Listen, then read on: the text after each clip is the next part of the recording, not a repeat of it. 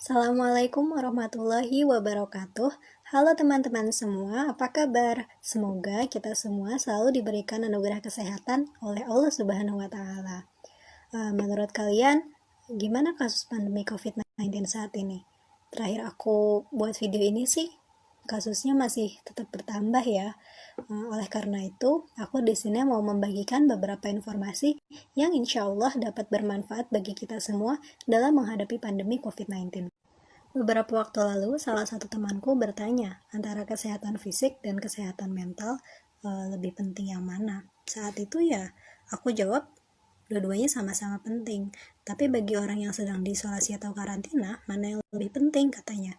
Karena ketika dia nggak bisa kemana-mana, bisa saja dia merasa tertekan atau dia merasa cemas. Orang-orang yang memiliki pekerjaan selama pandemi juga ketika dia tidak bisa mengatasinya itu bagaimana? Mana yang lebih penting? Nanti kan kalau misalnya katanya kalau sama-sama penting, gimana kalau misalnya kesehatan fisiknya buruk, kesehatan mentalnya ikut buruk, atau begitupun sebaliknya? Kata dia seperti itu. Karena informasi yang aku punya saat itu masih minim, jadi ya aku hanya bisa menjawab seadanya. Sampai kemudian aku menemukan sebuah tulisan ilmiah tentang dukungan sosial dalam menghadapi COVID-19. Pandemi COVID-19 ini memang memunculkan banyak kekhawatiran, kecemasan, ketakutan. Ya, bagi beberapa orang hal-hal tersebut bisa meningkat, yang dapat dialami oleh siapapun dan dari umur manapun. Hal ini dikarenakan perubahan sosial, terutama pembatasan interaksi dan perubahan ekonomi. Sehingga WHO juga mengatakan dukungan sosial itu sangat penting untuk kesejahteraan mental dalam menghadapi pandemi. Jadi, apa itu dukungan sosial? Dukungan sosial adalah serangkaian tindakan yang didapat oleh seseorang dari orang lain melalui hubungan sosial yang diberikan oleh orang yang memiliki hubungan dekat emosional sehingga memunculkan rasa nyaman. Dukungan sosial dapat berbentuk appraisal support atau memecahkan masalah dengan menguraikan stresor, tangible support, bantuan nyata dalam memecahkan masalah.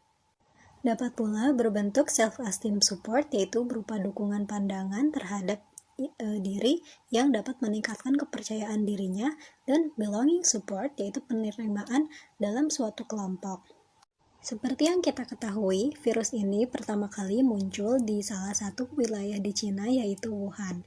Nah, beberapa hasil penelitian di wilayah Cina menyatakan bahwa dukungan sosial ini berkorelasi positif dengan efikasi diri, kualitas tidur, dan kesejahteraan mental atau kesehatan mental. Sedangkan dukungan sosial berkorelasi negatif dengan kecemasan, stres, depresi, dan tekanan psikologis.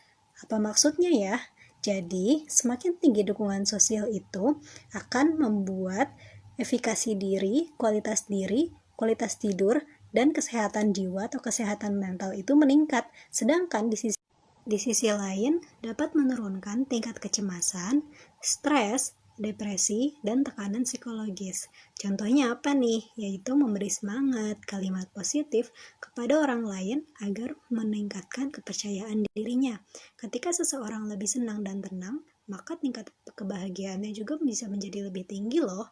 Nah, bagi pasien COVID-19 akan memudahkan mereka untuk tidur lebih nyenyak dan kesehatan fisiknya dapat membaik lebih cepat. Dukungan sosial berupa bantuan nyata, misal dalam bentuk moral maupun materi, juga dapat mengurangi tingkat kecemasan, tidak hanya bagi masyarakat biasa atau pasien COVID-19, tapi juga bagi tenaga kesehatan.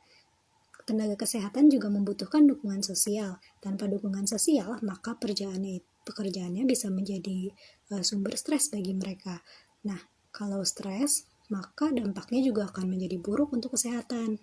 Contoh lainnya, seseorang yang merasa diterima dengan baik oleh lingkungan sekitarnya juga dapat mengurangi tingkat depresi. Selain itu, dukungan sosial berupa pemberian informasi, perhatian, atau umpan balik juga dapat membantu cara seseorang untuk memecahkan masalah dan mengurangi beban psikologisnya.